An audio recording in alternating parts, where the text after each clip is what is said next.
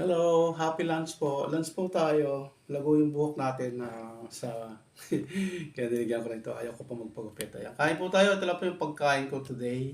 Ayan. Isda. Nag-iisa naman po ako at saka bulang lang. So, yun lang po ang aking pagkain ngayon. Ayan.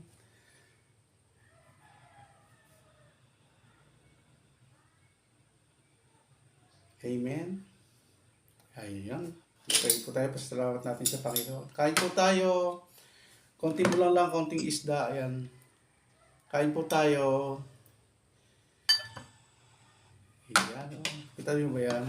Ito lang po, isda ko. Iisa lang po tayo. May kasama ako rito, hindi nag-iimik. Parang may maskara. Kain po tayo. Ayun, karinig niyo. Familiar ba kayo sa boses noon? Let's eat, guys. Enjoy meal. Let's enjoy lunch. Lunch po tayo, lunch. 11:20, nag-11:30. So, nag-lunch na po ako. Kasi hindi po ako sa nagbe-breakfast sa umaga. Malago yung buhok ko, kaya tayo ganito. Nag-headband tayo.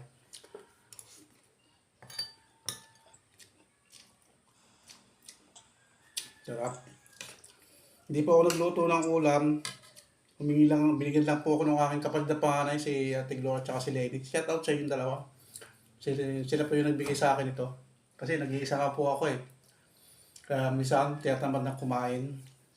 Bali, isang beses lang ako kumakain ng rice. Tuwing lunch lang po. Minsan kumakain din sa hapon pag napapagusto.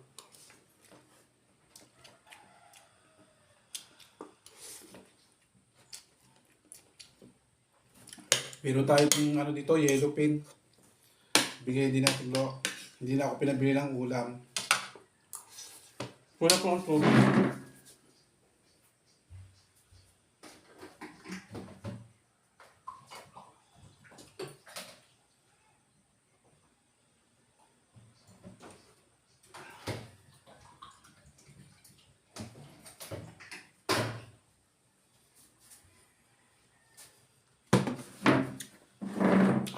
Sanay na po tayong ganitong buhay, kumakain mag-isa. Pag umuwi yung sa Benny yan, dalawa kami kumakain. Pero kung ano yung pagkain ko, ganun din po siya. Hindi siya maselang kumain. Matipid din siya kumain, parang ganito sa akin. Once a day lang po siya kumakain din ng rice. No, pero dati, malakas ako kumain ng rice. So, bawas tayo ng timbang. Simple lunch.